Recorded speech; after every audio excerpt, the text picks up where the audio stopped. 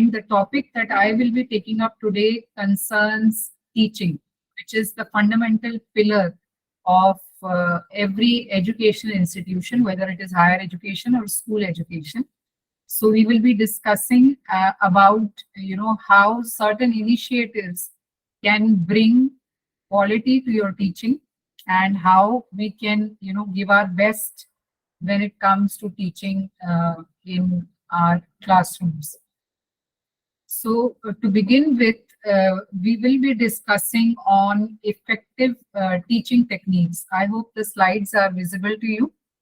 So Yes, the area that we are going to cover in the next 45 to 50 minutes will specifically deal about teaching techniques.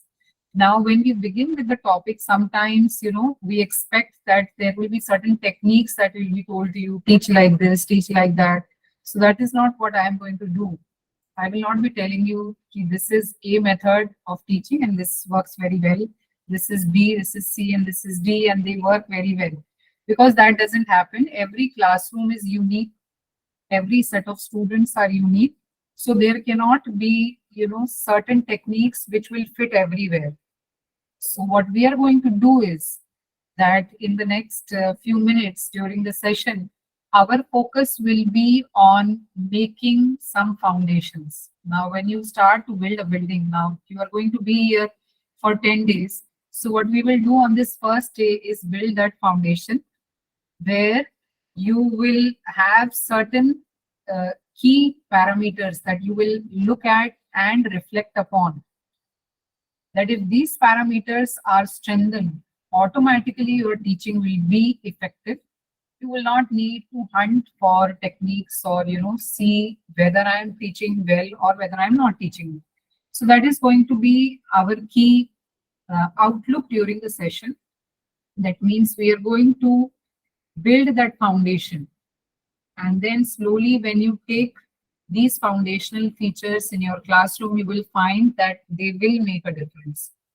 So whenever we talk about teaching techniques or what teaching techniques are good, it is very important that we focus on the student-centric teaching techniques and participative teaching techniques, rather than being the focus on what am I going to teach, what am I going to give in the classroom. It has to be how am I going to ensure that my teaching techniques are student-centric. The student is the hero or the heroine in the center. So that has to be the outlook whenever we talk about effective teaching techniques. So that is one thing that we will focus upon. So with this small overview, I'm now going to, take you to the next slide, which has just one word. Okay. So this is that one word which connects all of us, and that is why we are here together on this platform. I'm delivering a session and you are engaging in the session. So this is this one word, that is education. And I will just pause for 2 minutes, and I will like that the participants just reflect and think what comes to your mind when you look at this word. You can type in the chat box, and I will be more than happy if you unmute yourself, and if you can tell me what comes to your mind, or what do you think about education when you look at this word. So anybody from the participants can, respond. You can respond either in the chat box, or you can unmute yourself if that is allowed. That what comes to your mind when you see the word education. Because I believe all of you are from education background. So when you look at this word, what comes to your mind? Anybody from the participants? You can even type in the chat box.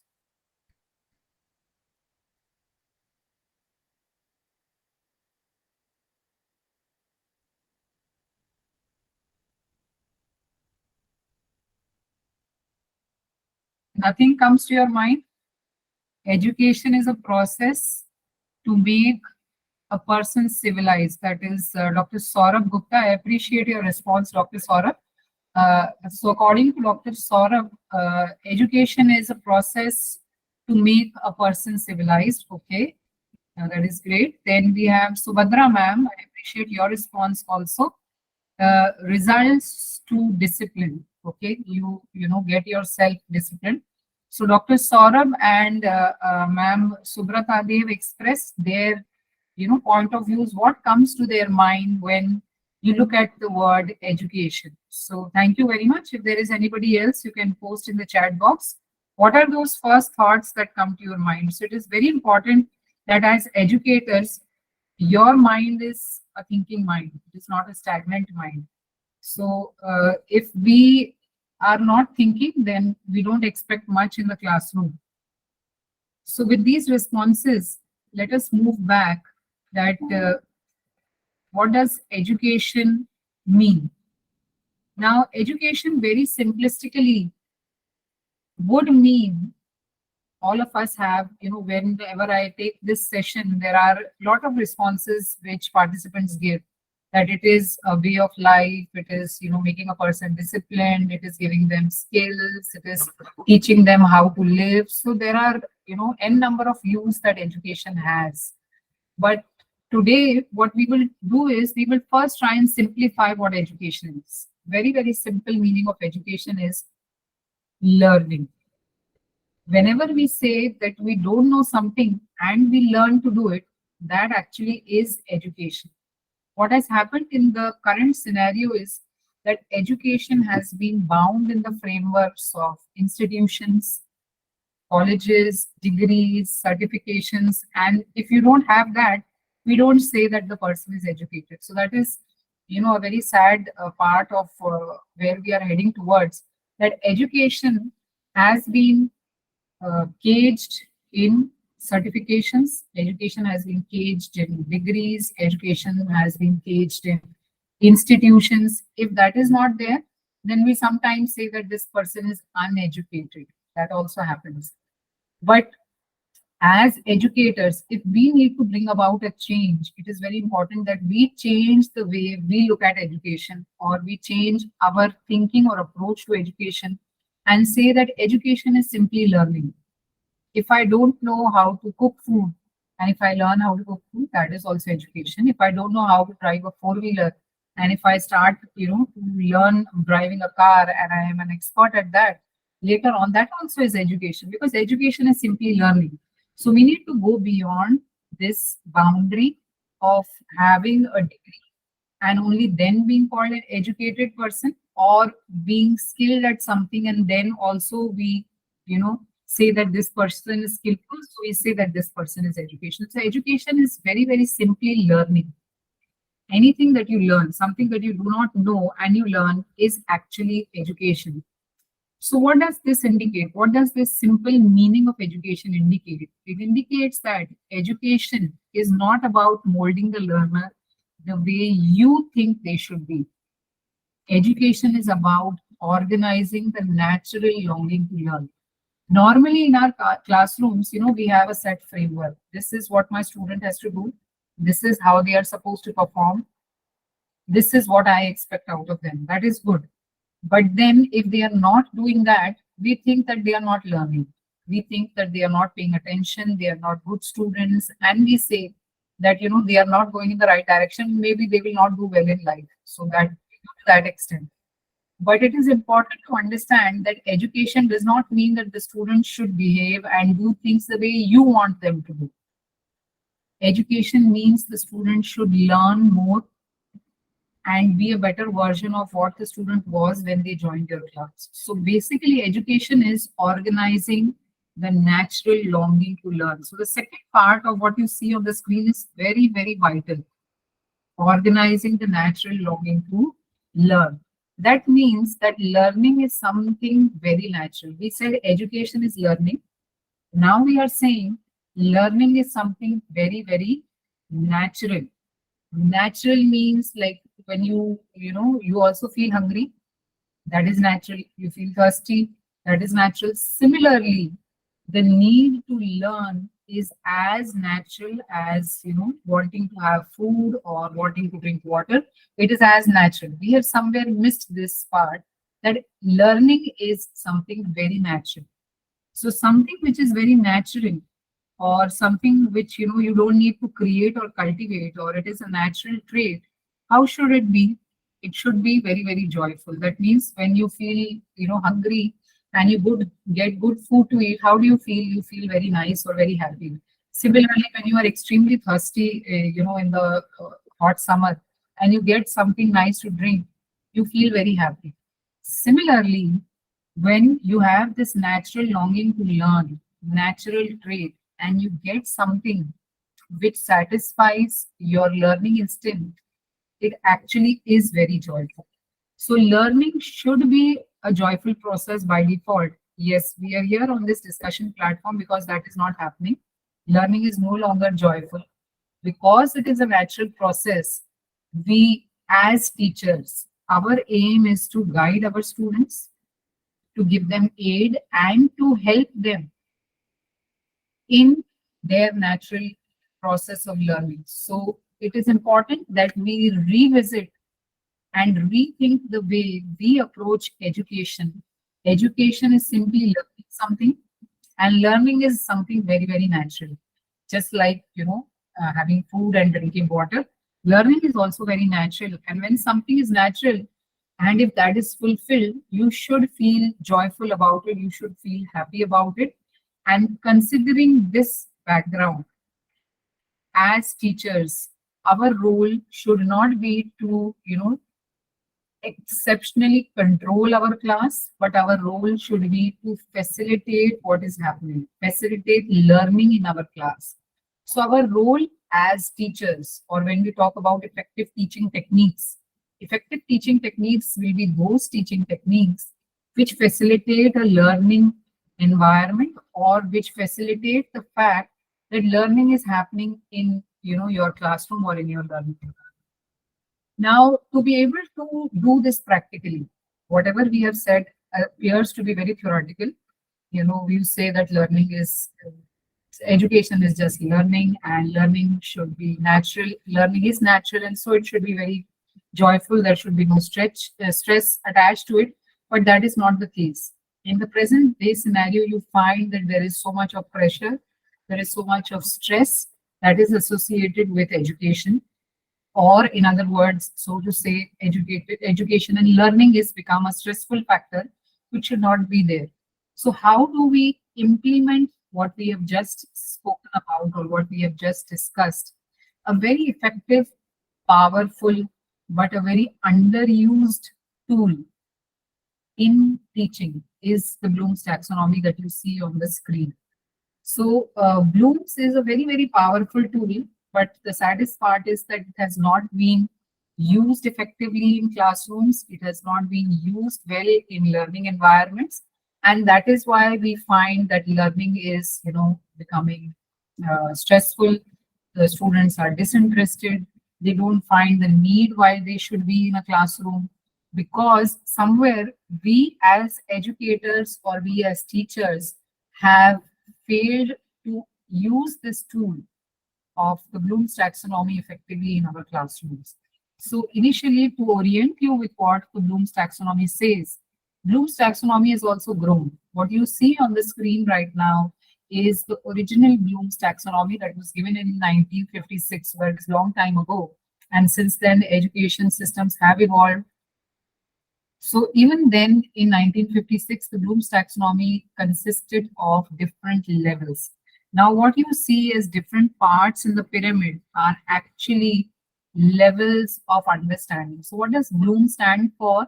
Bloom's various, what you see right now is actually the various levels of understanding. All these that are marked here,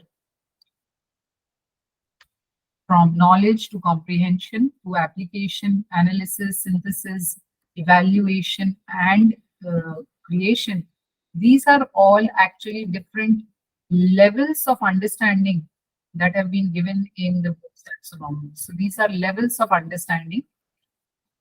And what this means is that when we go to our classroom, it has to be very, very clear where we want our student to be on this pyramid. Do we want them to be on, say, the level of knowledge alone? Do we want them to move upwards towards comprehension? Do we want them to move upwards to application, that is the third ladder in this? So it is important that you understand that these different levels that are there in the pyramid, knowledge, comprehension, application, have to be very clearly understood first by the teacher. And in every class that you go, you have to be clear whether I want my student to only be on knowledge on that class, or whether want them to move from knowledge to comprehension. It is perfectly fine that, during a week in a particular course, you want your students to be only on knowledge. That is required. So that is perfectly fine. But the gap is that we are not clear, and sometimes we confuse these levels of understanding in the classroom. And that is when we miss the fact that how learning is happening. So suddenly we may be on knowledge, and we may expect the student to apply that knowledge, or suddenly we expect the student to analyze whatever we are teaching. So Bloom's taxonomy, when followed in your lesson planning or when followed in your classroom planning, it is important that for every class, you are clear that today I want my students to only understand. Today I want my students to understand and be able to apply. Today I want my students to apply and analyze what I have done. So this is how Bloom's, when it is clearly understood by the teachers, proves very effective in your classroom. So what you see in the 1956 taxonomy are 6 different levels. The levels that are marked in blue are actually lower order thinking skills. And the levels that are marked in the other color are higher order thinking skills. And they are also referred to as LOTS, LOTS, lower order thinking skills, and HOTS, that is higher order thinking skills. So depending upon the course that you are taking, depending upon the students that you are dealing with, you may move from one level to another. You may, the entire course may finish in the lower level thinking skills, or there may be very less time in the lower thinking skills, and you may, move more on the higher thinking skills. That depends upon the course that you are teaching. But what we need to understand as teachers or as educators is that we need to be very clear in every class which level are we going to take that class on. Then, as that was 1956 taxonomy. Now, what you see on the screen right now is an improved version, or so to say, with the evolution of education systems, Bloom's taxonomy also evolved. That means it grew. And what you can see right now is that action verbs have been made a part of the Bloom's taxonomy. So now you no longer have, knowledge, comprehension. You have remember. That means I want my student to remember. Then I want my student to understand. Then I want my student to apply, analyze, evaluate, and create. So in the 2001 taxonomy, the improvement that was done was that action verbs were introduced. Action verbs were introduced, so that as a teacher, I am very, very clear that today I want my students to only remember to the extent of only rote learning in my class. Then maybe another class, I want my students to understand what I have taught. And then I want them to evaluate and maybe to create something new. So in the 2001 taxonomy, what was done, the difference that you see in the 1956 taxonomy and the 2001 taxonomy is that action words have been used. The various levels of Bloom's have been replaced by action verbs, so that as educators and as teachers, I am clear that I want my student to do a particular, task during my class. But again, the taxonomy remains a pyramid. So what you need to understand is that in a pyramid, there is a lot of space and time given to lower order thinking skills, remembering, understanding, and applying. And then you see as the pyramid, goes further, there is a very narrow peak for higher order thinking skills of analysis, evaluate, and create. So if you look at Bloom's the way it is right now, what it suggests is that a lot of time is taken in various classrooms or in learning environments on lower order thinking skills or in developing the lower order thinking skills, and there is very less time, there is very less opportunity, and there are very less experiences planned in higher order thinking skills of analyze, evaluate, and create. So this is something which is something which we think as educators, that if we give a lot of time to lower order thinking skills, then certainly our students will not be able to create something which will make education that joyful process that we were talking about.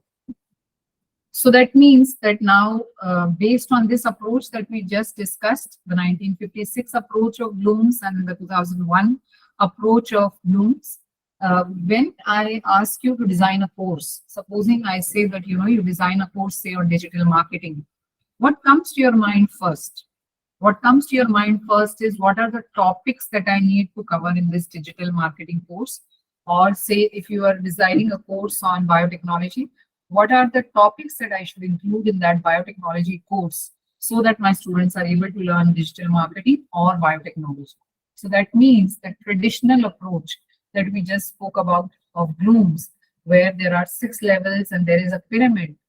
The first thing that comes to mind when you are asked to design a course is a topic, set of topics, a hierarchy of topics, and then you arrange them in units, and you say, this is how I design the course. What happens because of this is the reality.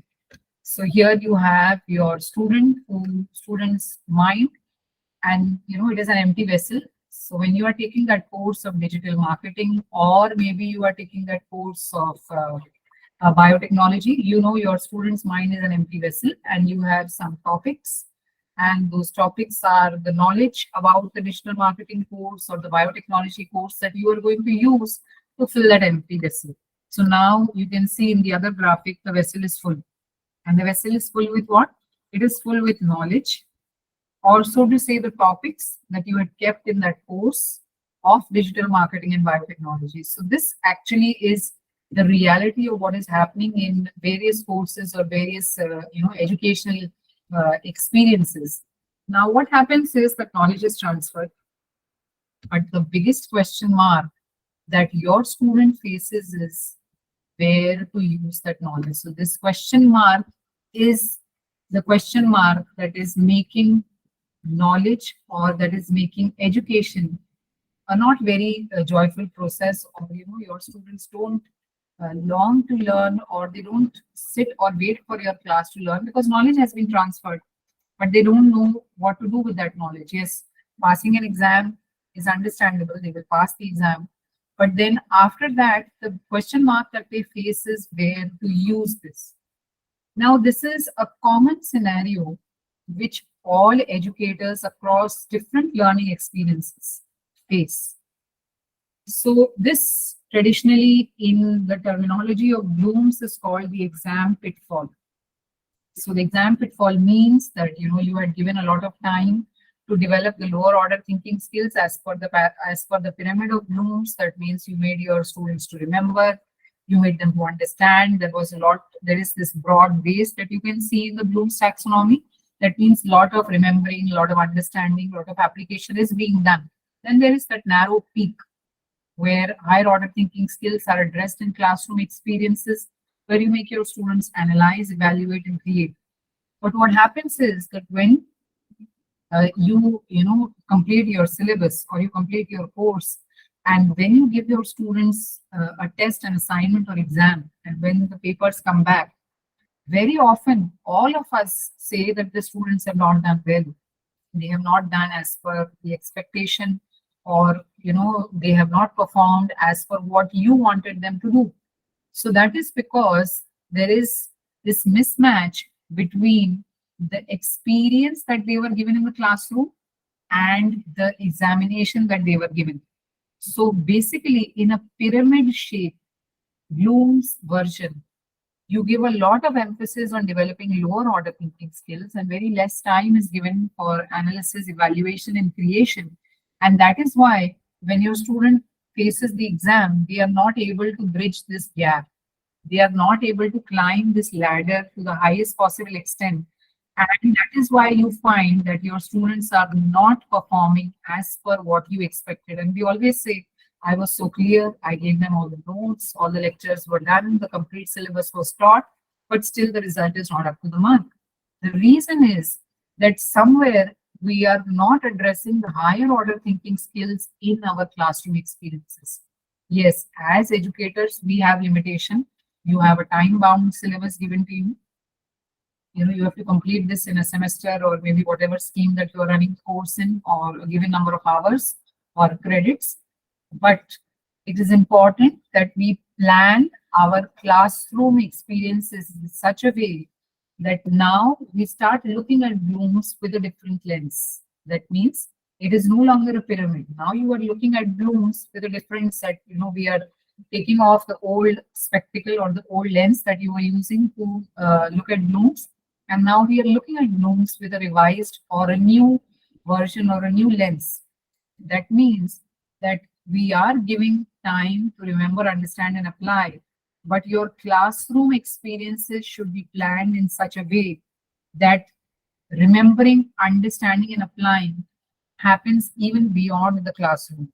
That means you plan assignments, you plan, what activities you will give to your students, so that even beyond your classroom hours, they are able to understand and apply what you are teaching. And in your classroom, you have this broad base, which is a wedge, which indicates that there is a lot of time for my student in the classroom to analyze also, to evaluate also, and to create also.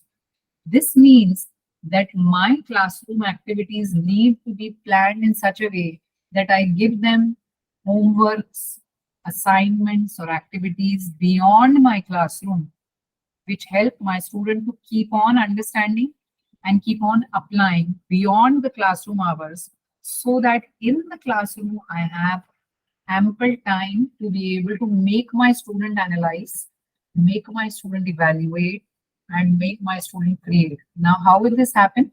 When we plan the hours in the classroom in such a way that not many hours are devoted to remember, understand, and apply. That does not mean that we don't make them remember, understand, and apply. These are the foundations of learning. They have to be done, but then they have to be addressed even beyond the classroom. That means that you have to plan such assignments, such activities, such homeworks, that they are able to address these levels of understanding which are in view even beyond the classroom, so that in the classroom you are able to make them analyze, evaluate, and create. So what we are trying to say, that as educators, we need to move from the pyramid that Bloom's is to a taxonomy of Bloom's, where it is wedge in shape. Wedge in shape is actually pictorial, and it is indicating that more effort, more time, and more classroom experiences are planned for making our students to develop their higher order thinking skills. So this is something very important that we need to understand. So what this means is that, this is the revised way of looking at Bloom's, and this is a comparison, or this is the journey that we as teachers need to grow. That means from the original Bloom's of 1956, where you have just levels of understanding, to action verbs, that is the 2001 model, which is again a pyramid, to the new Bloom's, that is the wedge model, which indicates that we are giving our students ample time and opportunity to evaluate, to create, and to move on those higher order thinking skills. Believe me, if this is very systematically built into your lesson planning and everyday class, you will see that your teaching techniques are by default effective. You don't need to do something extra. They will be by default very, very effective if you are able to plan that these are the number of hours that I will give to remembering. These are the number of hours that I will give to understanding and applying in my course. And then these are the number of hours that I will devote to higher order thinking skills, analyze, evaluate, and create. Your classroom will be a different place altogether, and you will find students wait for your class. You will find that they will want to come to your class, they will long to come to your class, because based on this thinking, now if I ask you to design a course, that course of digital marketing or that course of biotechnology, what is the first thing that should come to your mind? That is, what are my students going to learn once they complete this course of digital marketing? Or what are my students going to learn once they complete this course of biotechnology? So now topics will not come to your mind first. What will come to your mind is the learning outcomes. What my students will learn when they complete this course. Now, to be able to make them learn, what are the topics, what are the activities that you need to cover, you will build that into your course, and you will find that the course will be a completely different course design, which will automatically be very effective even for the learners. So this is, how we say that Bloom's taxonomy, if used very effectively, can completely change the way you approach your course, and your teaching will automatically become very effective, because now you are giving your students the reason why they should learn your course or why they should attend your class. You are giving them that reason that was missing previously, and what we have discussed till now will automatically start falling in place. Your students will start enjoying the course. They will understand what they are going to learn after completion of the course, and they will be able to use what they are learning after completing your course, which is the most important thing, which is missing right now. So this is the first thing that we need to understand, that Bloom's can be a very, very powerful and effective tool to design or to change the way you are going to approach your classroom, and you are going to approach your teaching. In the next few minutes, what I will discuss with you are very important principles which I understand most of us miss. Have you ever heard of adult learning principles? I understand very few will type a yes in the chat box, because it doesn't occur to us. Whenever you think of learning, and as higher education institute teachers, we are dealing with adults. So adult learning principles actually indicate how do adults like to learn.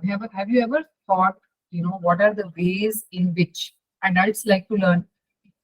For example, if you go to, the lower classes, so to say, K2 or class 12, the primary and the nursery children, we say they like to learn by play. So you work out your classroom experiences in a way that there is more of playway method than making them write and read. Then there are school classes, middle school, high school. So there are different principles that are adopted to manage those classrooms. But to manage classrooms in higher education institutes, there are very few classrooms which apply adult learning principles.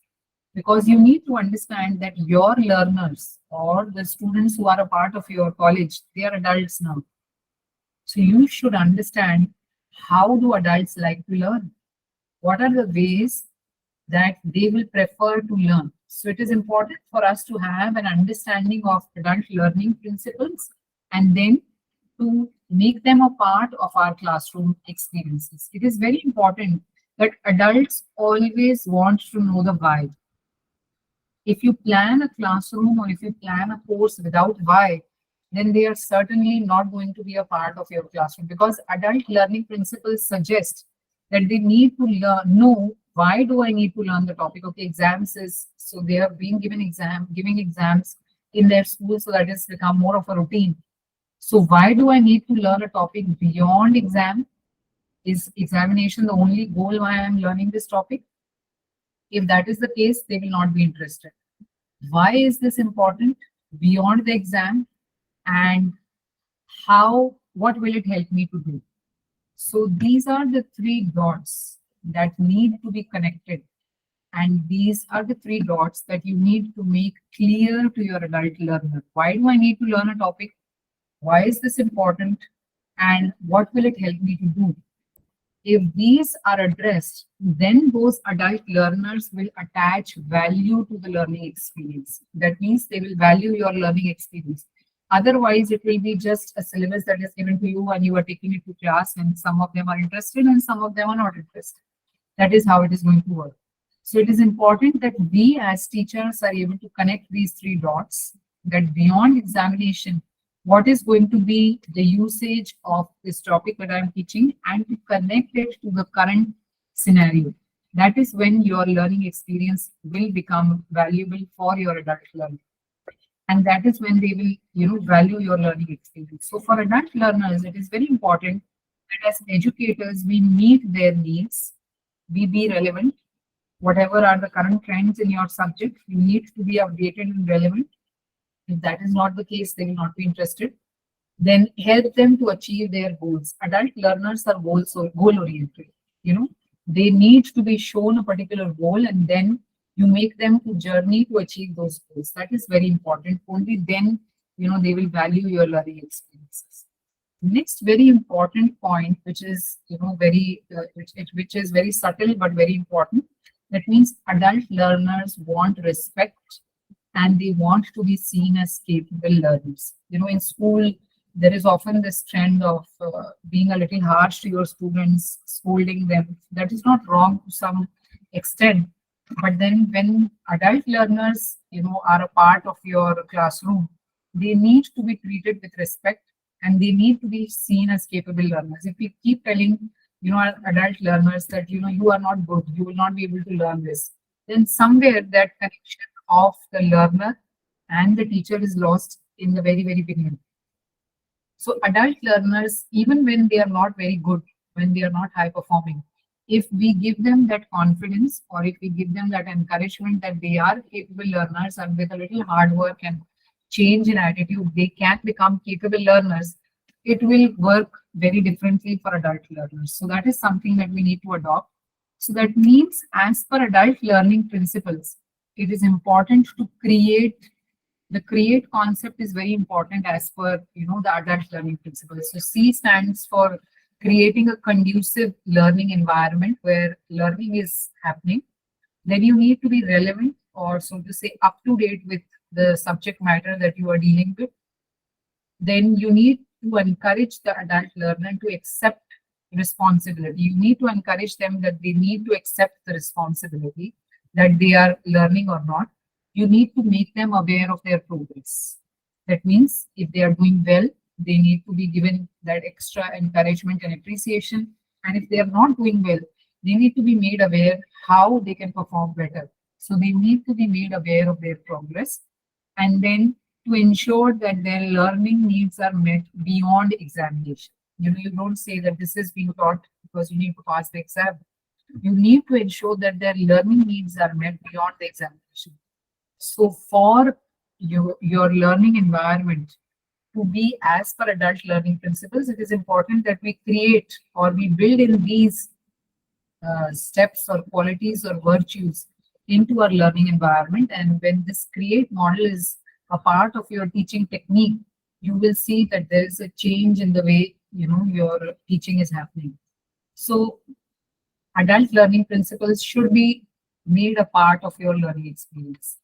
Next, very important is having an understanding of presentation, because teaching is mostly presenting. If you are not able to present, even if you are a person with good knowledge, if you are not able to present or if you are not able to teach well or deliver that knowledge, it will not be of much use. So it is important that we understand that knowledge is as important in teaching as is presentation. So presentation means that how a teacher is able to present their information with impact. Now, this is something that you will be able to relate. That means if I tell you to recall in your mind that one teaching experience or one classroom that you still remember that your teacher taught you this topic and this is how they taught. So if I were to tell you my example, there was this physics teacher who was teaching surface area. So normally, teachers or students are not very interested and sometimes it becomes very boring. So what the teacher did was that to teach surface area, there was a cup that the teacher brought and there was a saucer and there was some hot water. So first the teacher poured hot water into the cup and then called two students and told them to dip the finger. So the students were very hesitant because the water was hot. So they were not ready to dip the finger. So with great hesitation, one of them dipped and suddenly took the finger out because the water was hot. Then the teacher poured the water into the saucer and then asked those students to dip finger in the water. And then they were ready without any hesitation. They dipped their finger in the water. And then that teacher told, this is the impact of surface area. So we still remember those classroom experiences very clearly, where the teacher has gone beyond the textbook. So it is important that when you are taking up a topic, you need to plan how I can take this topic beyond the textbook so that I can connect my learner, and the learner has an impression or is able to create that, impact in the learner's mind. So this is a Mehrubian formula which is given about the impact of your message. So this is a renowned professional psychologist who said that 55% of your message that is going to be taken to the learner depends upon your body language. 38% depends upon the tone of your voice, and it is only 7% of your voice. So if your body language and the tone are not in the right direction, then you may be giving the best content. The learner will not pay attention, or so to say, they will not be hooked to your learning. So it is important for us to understand that in teaching, when we talk about effective teaching, it is not just the content. It is not what you are going to teach. It is how you are going to teach and what are the experiences that you are going to give are very, very important. So that means that the basic class presentation structure, this is how I have divided the class structure into 3 parts. So whenever you go for any classroom class, that means a 45-minute class or a 1-hour class, you should divide the class into these 3 broad aspects.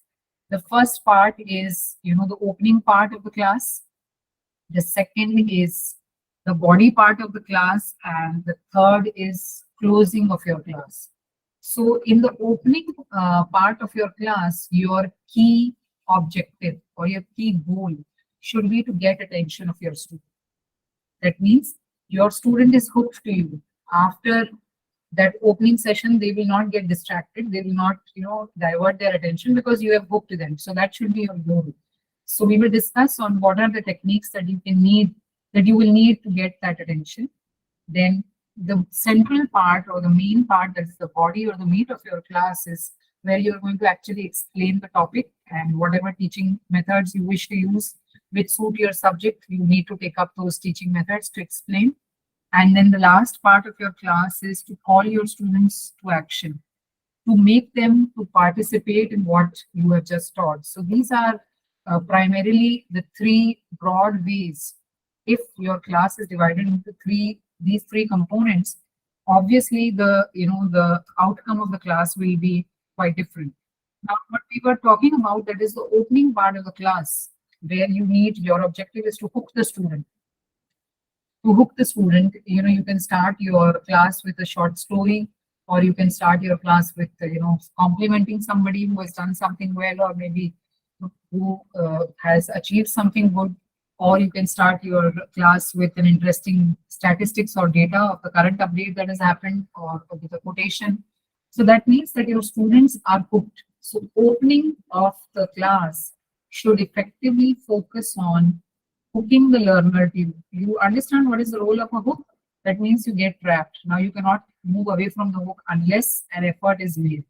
So every teacher needs to plan their classroom where in the opening part they are able to hook the student, and these are some of the suggested techniques of opening the class. Then your body of the class, that means where you are actually going to pick up the topic that you are going to teach, and here your focus should be on student-centric techniques. Make your student the center or the nucleus of your body of the class. This could be by questions or demonstration or experiments or case study, whatever suits your subject. And this is a Google image, which I will not discuss much, because these are n list of methods that you can take from Google to plan how you are going to explain. But these are all student-centric techniques. So your body of the class depends upon how you are going to engage the students. And question-answer method is one of the most effective method of involving your student. Your student will then not, you have hooked the student in the first place, then question answers would mean that you are now involving the student. And it is important that you as a teacher have a correct understanding of questions. Questions should be participative. You must start with a good question. Certainly, as teachers, we need to understand that there are good questions and there are bad questions. Good questions would mean questions which make your student get involved, and ideally, good questions are minimum risk questions. Minimum risk questions mean that there is no a correct answer or incorrect answer. They are opinion based. So that is how you're going to, involve your students. So even those students who don't know the correct answer, they will want to be participating in the question that you have just posted to the class. So it is important that in the very first moments of your class, when you are explaining a topic, you take up questions which don't have correct or incorrect. Like I took up education and I asked you to express your opinion. There is no correct answer or incorrect answer. So that is how students participate.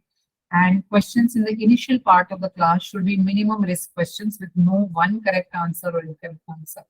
Then you can follow it up with fact-based questions so that you are able to tell the actual facts about the topic that you are teaching. Then to keep your students involved, there can be response generator questions where you want your students to give you answers. You can ask them to give you some examples.